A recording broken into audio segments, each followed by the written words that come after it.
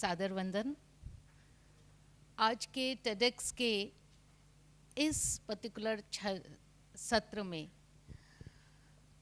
जिस विषय पर बोलने के लिए मुझे यहाँ आमंत्रित किया गया है, मैं अपात्र हूँ। अपात्र इसलिए हूँ क्योंकि वो विषय विश्वविद्यालयों में होता ही नहीं है। हम प्रकृति को उसकी सस्टेनेबिलिटी से, और वो भी परंपरा के आधार पर, भारतीय ज्ञान परंपरा, ऐसी कोई वस्तु भारतीय पूरे परिप्रेक्ष्य में होती नहीं है, क्योंकि जो लोग इसको जीते हैं वो विश्वविद्यालयों में नहीं होते। वो वहाँ होते हैं जिसे हम गांव कहते हैं, जिसे हम वन कहते हैं, जिसे हम खेत कहते हैं। और हम और आप ना गांव जानते हैं, ना वन जानते हैं, ना खेत जानते हैं। इसलिए जब मैं कहती हूँ कि मैं अपात्र हूँ, तो मैं इसलिए अपात्र हूँ क्योंकि ये ज्ञान पुस्तकों का ज्ञान नहीं है। ये ज्ञान वो ज्ञान है, जब हम आसमान में छोटे बच्चे थे और देखते थे तो हमारी दादी पीछे से आके कहती थी, देखो आज लहरों वाले बादल हैं, ये लहरें पतली हैं, शाम तक बादल बरस जाएगा। और सच में शाम तक बादल बरस जाता था।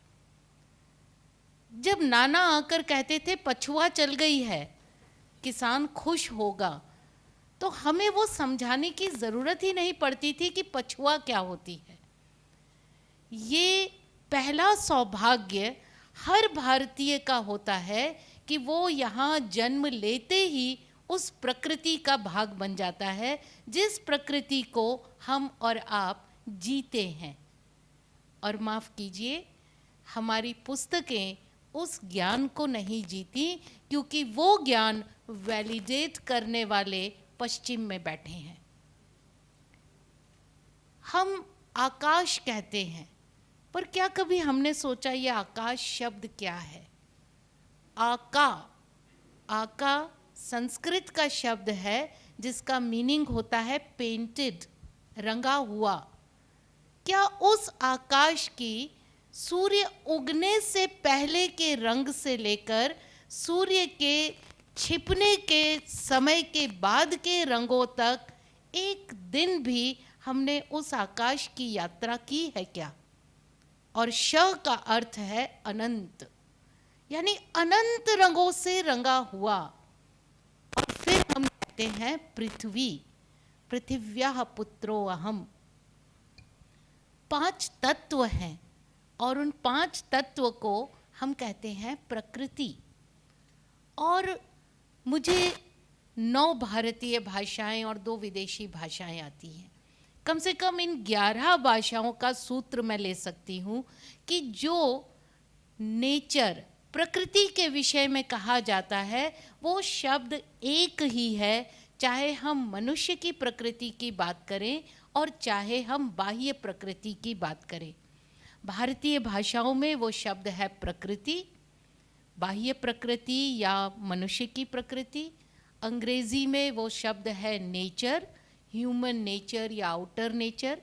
उर्दू में वो शब्द है कुदरत, इंसानी कुदरत या बाहर की कुदरत। कोई 2 शब्द है ही नहीं। और उसका मुख्य कारण ये है कि जो 5 तत्व हैं, हम भी उन्हीं 5 तत्वों से बने हैं। हमसे वो 5 तत्व अलग नहीं हैं। इसलिए जब कभी शरीर में उग्रता बढ़ जाती है, कभी आपको एसिडिटी हो जाती है, तो हम ठंड की तरफ जाते हैं, ठंडा पदार्थ ले लें। बाहर भी यदि आग जलती है तो पानी डाला जाता है। ये जो 5 तत्व हैं, ये 5 तत्व हमारी परंपरा का मूल रहे हैं। और इन 5 तत्वों का किसी ने वेदों में उल्लेख किया तो इसलिए नहीं किया क्योंकि उन्हें चक्षु से ये दृष्टिगोचर होते थे, बल्कि वैज्ञानिक रूप से डिसेक्शन करके अल्टीमेटली इस सत्य पर पहुँचे कि तत्व 5 ही हैं, उनकी प्रकृति 5 ही है, और वो तत्व ही एक मनुष्य को या जीव को या प्राणी को बनाते हैं। इन 5 तत्वों में यदि ऊपर नीचे कोई भाव आता है तो वो भाव आता है चित्त के कारण। आपने सुना होगा सत, चित्त और आनंद, केंद्र में चित्त है। चित्त में उथल पुथल होती है तो सत्य और आनंद भी ऊपर नीचे होने लगते हैं। और चित्त बहुत चंचल होता है। चित्त के चंचल होने के कारण ही प्रकृति के तत्वों में भी चंचलता आती है और वो चंचलता हमें एक तरफ अनिश्चितता की तरफ ले जाती है। बहुत गूढ़ विज्ञान है, गूढ़ता से कहा गया है। 4 वेद लिखे गए, उपवेद लिखे गए, वेदांग लिखे गए, उपनिषद आए, महाभाष्य आए, महाकाव्य आए। हर बार ज्ञान एक सीढ़ी नीचे उतरा क्योंकि मनुष्य ने अपना स्तर एक सीढ़ी नीचे किया। तो जो लोग वैदिक ज्ञान को समझ सकते थे वहाँ वेदों की भाषा में बताया गया। आज हम और आप बातचीत की भाषा में उसी वेदों की भाषा का ज्ञान समझने की कोशिश कर रहे हैं। बात वही है, वेदों ने भी यही कहा, पृथ्वीर शांति, आपः शांति, औषधयः शांति। शांति की बात कर रहे हैं। शांति क्या है?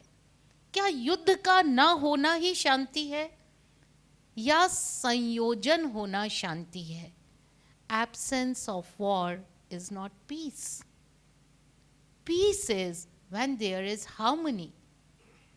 Peace is when there is symphony.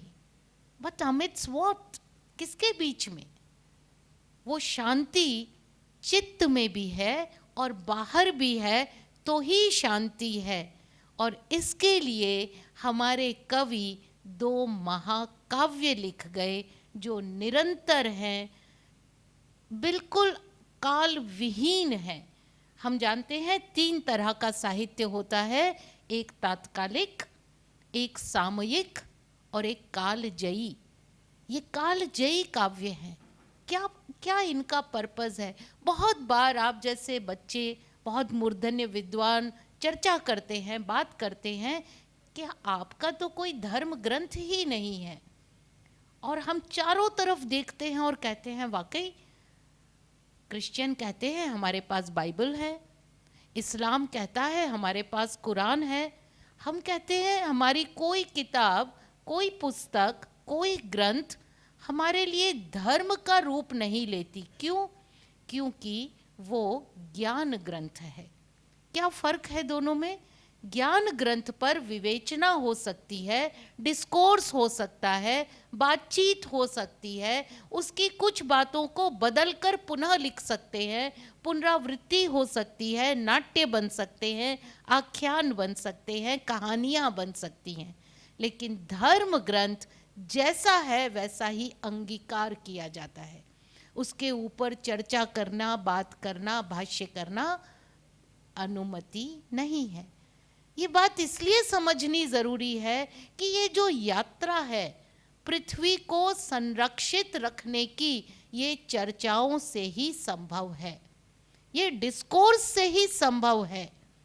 हम नवरात्रि मनाते हैं तो उस नवरात्रि को शक्ति का पर्व क्यों कहते हैं ये समझना पड़ेगा, तभी समझ पाएंगे कि भारत की 32% की जीडीपी क्यों थी, जिसका विश्व में योगदान था।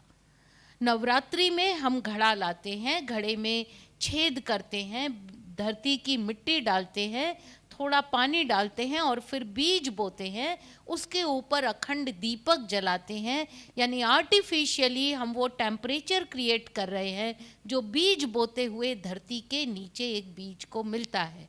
10 दिन तक अपने घर में रखते हैं और देखते हैं हर दिन थोड़ा थोड़ा पानी डाल के कि इसका नौरता कितना बना। 9 रता, 9 रातों तक बनने वाला। और 10वें दिन हम उसको देख लेते हैं कितनी उसमें उगने की क्षमता है। 10वें दिन वो घड़ा उठाते हैं, मंदिर में दे आते हैं। जो घर में कर रहे थे वो इंडिजिनस सॉइल टेस्टिंग कर रहे थे। जब हम मंदिर पहुँचे तो वो हमारा डाटा कलेक्शन सेंटर होता है। इस गांव से आए हुए घड़ों में इतना उगा है, इसमें नहीं उगा, इसमें कम उगा, और वो रिपोर्ट राजा के पास जाती है। राजा साल में 2 बार, जिसे वो नया वर्ष घोषित करता है, एक बार चैत्र में, एक बार दीपावली पर। वो नया वर्ष उत्साह में नहीं करता, वो अर्थशास्त्रीय नया वर्ष है, क्योंकि वो 2 बार अपने टैक्सेशन को रिवाइज करता है। किसके बेसिस पे? उस घड़े में बोए हुए बीज पर, जो मैंने और आपने घर में बोया है। ये प्रकृति का संरक्षण है। मेरे हाथ में पैसा होता है और जब मैं कुएं के पास, नदी के पास, नहर के ऊपर से प्रसार कर रही हूँ, तो सहज ही वो पैसे का सिक्का मैं उछाल के जल को अर्पण करती हूँ। मैं क्या कर रही हूँ? आप सब करते होंगे। आपकी उम्र में शायद आप इधर उधर देख के करते होंगे कि कोई देख तो नहीं रहा। मेरी दादी सिर से लगाकर फेंकती थी। एक छोटा बच्चा उत्साह में फेंकता है कि देखें कितनी दूर जाता है, पर करते सब हैं, क्योंकि कभी किसी गुरु ने आश्रम में, वन में, गुरुकुल में ये रिसर्च की कि कुछ मेटल्स में वाटर क्लीनिंग ऑब्जेक्ट्स होते हैं। सोना, चांदी, तांबा, इनमें पानी को साफ करने के गुण होते हैं। सिक्के सोने और चांदी और तांबे के बनते थे, तो जो सिक्का बनता था उतने सब सिक्कों में से एक हम जल में डालते थे, क्योंकि मेरा कर्तव्य है कि इतना पानी अगर मैं प्रयोग कर रही हूँ तो इतना पानी मैं साफ भी कर सकूं। ये हमारा इकोलॉजिकल दायित्व है। इसे समझाना नहीं पड़ा। मैंने और आपने साइंस के फॉर्मूले नहीं पढ़े, पर मेरा विज्ञान मेरी परंपरा में इतना बिंधा हुआ है कि मुझे बिना समझे ही उस विज्ञान को जीने की आदत है। हम प्राकृतिक रूप से चलने वाले लोग हैं, इसीलिए मैंने कहा मैं इस वैज्ञानिक विषय पर बोलने के लिए अपात्र हूँ, क्योंकि मुझे कुछ नहीं आता। और भारत में जिसे कुछ नहीं आता वही विज्ञान को जीता है। हमारे 2 महाकाव्य, पहला महाकाव्य रामायण, मर्यादा पुरुषोत्तम ऐसा विशेषण दिया राम को। किसकी मर्यादा? तो वो मर्यादा 3 तरह के जीवन में बताई। एक नगरी जीवन जिसमें अयोध्या थी, एक वन जीवन जिसमें सन्यासी रहते हैं, ऋषि रहते हैं, और एक राक्षसी जीवन जिसमें राक्षस रहते हैं। लेकिन इन सब में नर जीवन, वानर जीवन और दानव जीवन, ये 3 तरह की संस्कृतियां बताते हैं और बताते हैं कि मर्यादा कितनी आवश्यक है। आज भी आप लोग तो हिंदी फिल्में देखते होंगे, आज भी हिंदी फिल्मों की स्टोरी रामायण पर ही लिखी जाती है। एक हीरो होता है, एक हीरोइन होती है, एक विलेन होता है। हीरो विलेन को मार देता है। रामायण के अलावा कोई कथानक ही नहीं है हमारे। विलेन को मरना ही है। विलेन कौन है? जो पर्यावरण का नाश करता है। विलेन वो है जो इकोसिस्टम को हटाता है, प्रकृति के विरुद्ध जाकर कोई और कृत्य करता है, वही विलेन है। आज हमारे बीच में हम सब के अंदर विलेन उग रहा है, क्योंकि हम मर्यादाओं से दूर भाग रहे हैं। दूसरा महाकाव्य ये बताता है कि अगर धर्म के प्रति जागृत नहीं है, और धर्म जैसा मैं पहले बता चुकी, हमारा कोई धर्म ग्रंथ नहीं है, ज्ञान ग्रंथ है। उस ज्ञान से यदि हमने अपना जीवन नहीं चलाया तो वो जो हमारा एक परिणति का क्षण होगा तो युद्ध होगा, और युद्ध महाविध्वंसक होगा। पूरी महाभारत एक ही विज्ञान से शुरू होती है, और उस विज्ञान का नाम है एम्ब्रियोलॉजी। सिर्फ एम्ब्रियोलॉजी से शुरू हुई है। कुंती जिस तरह से 5 पांडवों को माद्री के साथ जन्म देती है, उसे आज हम आर्टिफिशियल इंसेमिनेशन कहते हैं। क्लोनिंग के साथ कौरव जन्म लेते हैं, जबकि पश्चिम ने इस विज्ञान को 1915 में पहला स्वरूप दिया। हमारे कण कण में वो विज्ञान है जिसे हम वहां तक समझ ही नहीं पाए। बात को कहाँ ले जाकर हमें समाप्त करना है वो भी महाभारत से मिलता है।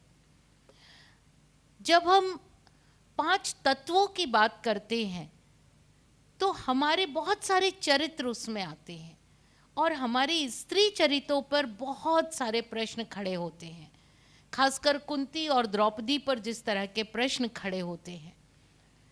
कुंती द्योतक है कि 5 तत्वों से जन्म कैसे हो सकता है।